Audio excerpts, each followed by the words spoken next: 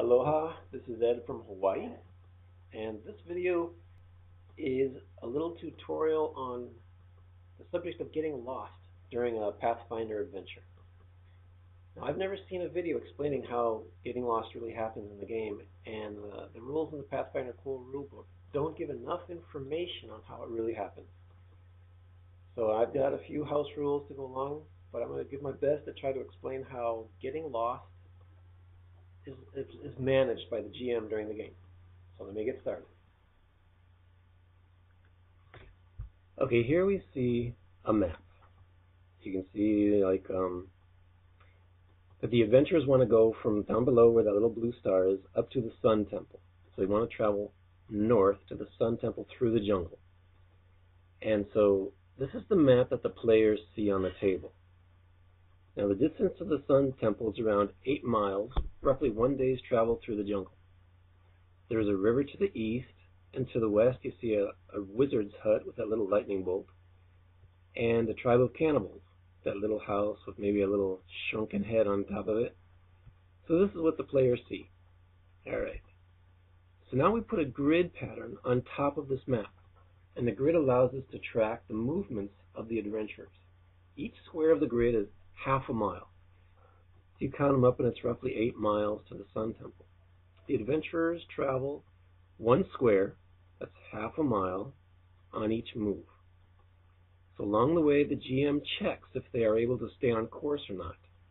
If they get lost, they begin to move randomly. Okay, let's keep moving. Now on page 424 of the Pathfinder core rulebook, it says that a survival check is done every hour or portion of an hour to see if they become lost. I prefer to check by distance, not by hours, but by distance. So in this case, the GM will check every half mile, which means every square, or roughly every half hour. For me, it is easier to check if they're getting lost or not by squares instead of time. It's just simpler on the map. So the adventurers move 1 square at a time.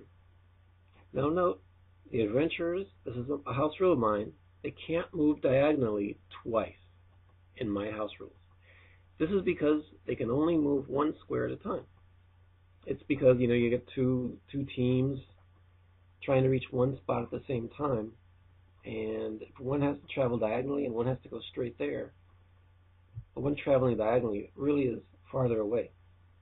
So it's not fair to have them travel diagonally all the way there. Now before the adventurers leave a square, the GM does some dice rolls in secret in order to determine the conditions of being lost. If they get lost, they start to move randomly. Now these are the 8 ways to move randomly in my house rules. So the red line you see here is the previous movement, and then they move randomly. So you can see in the top row there, if the previous movement is, say, horizontal or vertical, then there's 5 different directions that they can travel in randomly.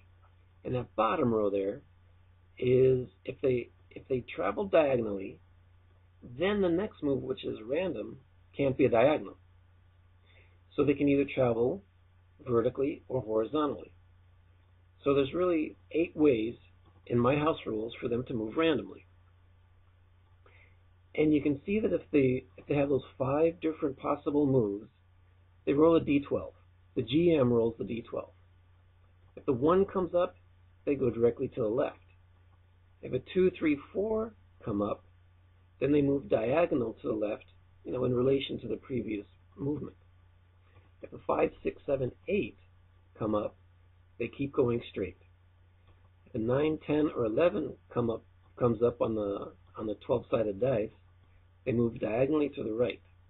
And then if the 12 comes up, they move like a 90-degree angle to the right.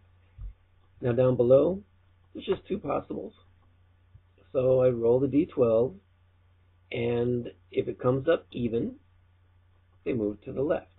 If it comes up odd, they move to the right.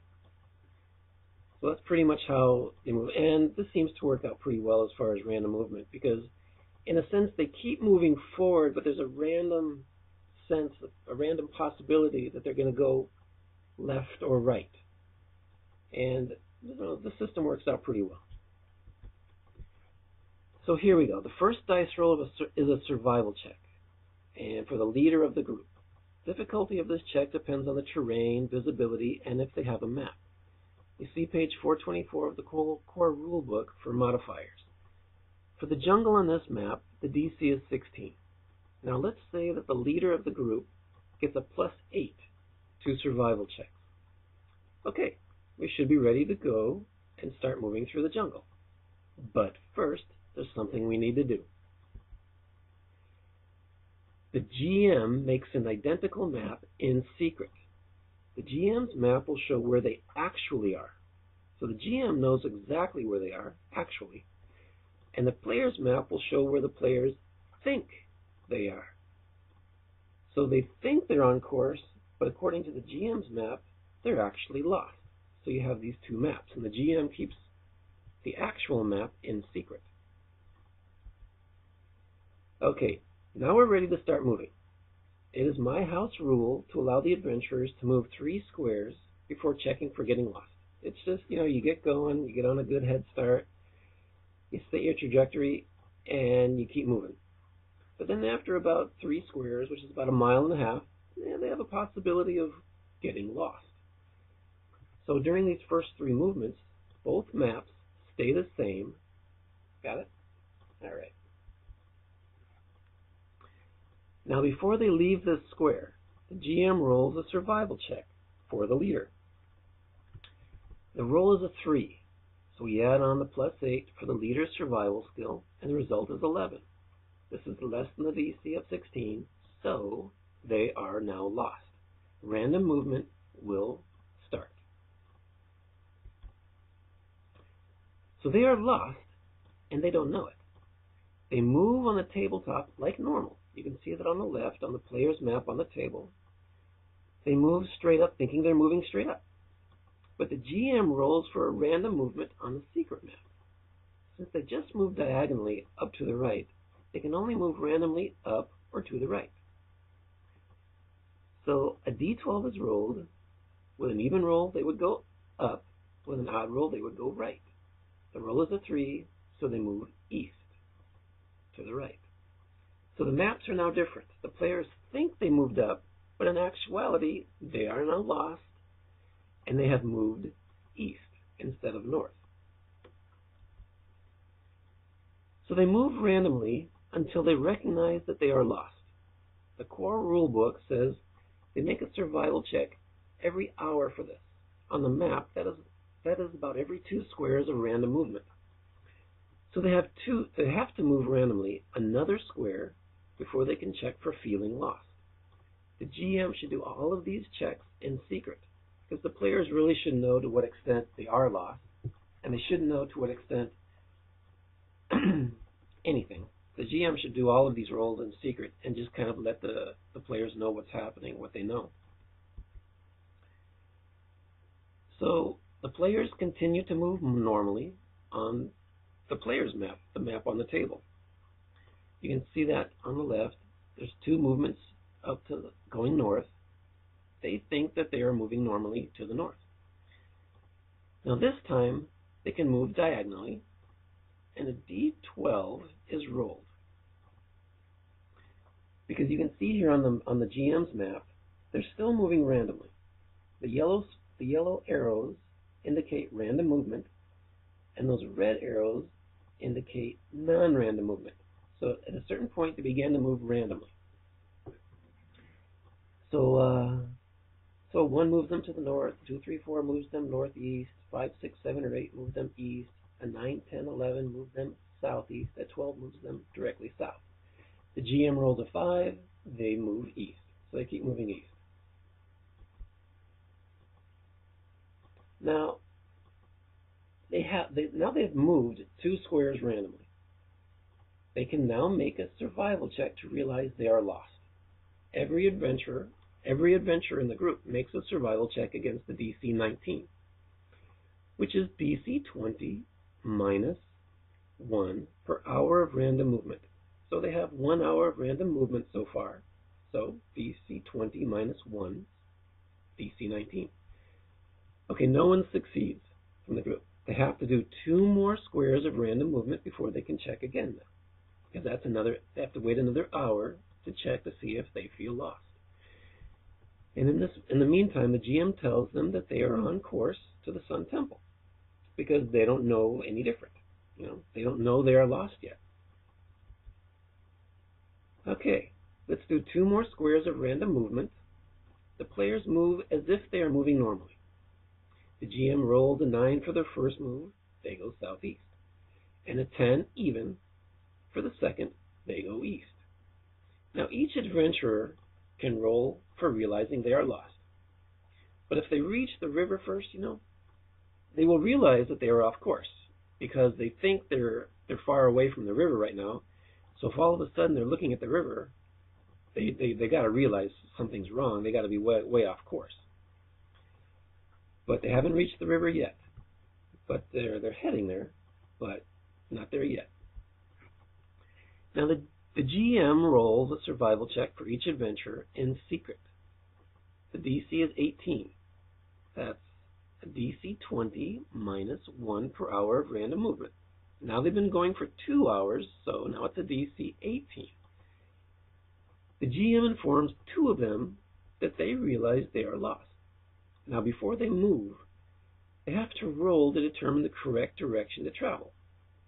But they still won't know where exactly they are until they reach a landmark like the river. But they'll roll for the correct direction, and then the GM would tell them, okay, from where you are, that way is north, or that way is south. Now the DC for determining the correct direction is DC 19. It's DC 15 plus 2 for each hour of random movement. Okay, they have 2 hours of random movement, so that's 2 times 2. DC 15 plus 4, DC 19. So the GM makes this roll in secret too for the adventurer deciding the new direction. If the roll fails, they continue to move randomly, just like before. The adventurer rolled a 20, so that's a natural 20. So now the GM points directly north-northwest, directly at the temple. Because it was a natural 20, the GM gets to tell them exactly which way they need to head, to the angle, to the exact direction, because it was a natural 20. And the GM tells them, okay, this is exactly the direction you need to start going. Now you can see from that little blue arrow down there that that's where the GM tells them exactly where they need to go. So they're no longer moving randomly on the GM's secret map, because you can see there's a little red arrow down there that they just started to move with a red arrow. But they still don't know exactly where they are. They know that they're somewhere east now of the Sun Temple, so they must be somewhere near the river, but they don't know exactly where the river is in relation to them. But because of that angle that the GM gave them to the Sun Temple, they know that they've drifted towards the river. Now, once they stop moving randomly from being lost, I allow them to move 3 squares normally, just like at the beginning, without the risk of getting lost again. So you can see this. I see those 3 red arrows in a row. Now they're moving north, confidently north. If they happen to move diagonally to the right, they will see the river and might decide to move along its bank. Because if they're moving along the bank of the river, they're not going to get lost, because they're moving in reference to the landmark, which is the river. At this point, they are moving parallel to the river, and fortunately heading north toward the Sun Temple. The GM can start making survival checks to see if they become lost again. Now, if they do start moving along the riverbank, you can't do survival checks. They can't get lost because they really know where they are. They're going along the riverbank. And as they move along the riverbank, they'll know that they're going along the riverbank, and they'll be able to figure out exactly where they are. But one thing we do know right now is they're not going to arrive to the Sun Temple in one day, and we'll have to set up camp for the night. All right? Okay, that gives you my basic house rules. on how I handle getting lost in the wilderness. We covered survival checks, random movement, who rolls the dice, which is the GM, and all the dice rolls really are in secret because the map, the GM's map is in secret, their position is secret. How when they figure out that they're lost is done in secret. All that's done by the GM in secret. We've also gone over finding landmarks and getting back on track. So, one thing left to say is that getting lost creates lots of suspense. Now, I've seen some games where the GM does not role play getting lost. I don't know if this is just because it's hard to really understand the rules, or it's complicated, or it's unclear, or whatever, but when you do role play getting lost, it adds a lot of suspense to the game, because you don't know where you're going to end up. You don't know if you're getting close to the wizard's hut, you don't know if you're getting close to the tribe of cannibals, or you don't know if all of a sudden you're going to step on the river. Or also, you don't even know if all of a sudden you'll just arrive to the Sun Temple with no problems at all. But getting lost can actually create a lot of suspense, especially if you have some interesting things around the map that maybe they're trying to stay away from. They get lost and they end up tripping into some sort of problem area. So getting lost is actually a fun thing to incorporate into the game. It makes the journey from one point to another point interesting. All right, then. That'll do it. Aloha. This is Ed from Hawaii, and above all, get wisdom.